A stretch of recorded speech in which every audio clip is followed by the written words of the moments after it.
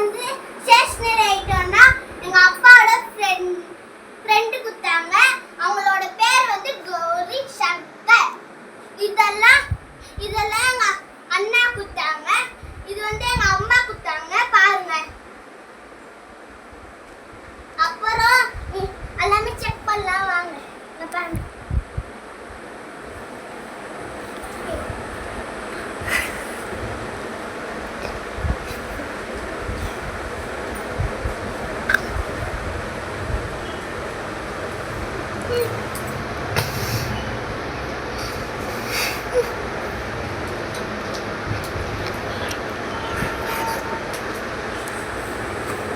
என்னன்னு நான் சொல்லுங்க.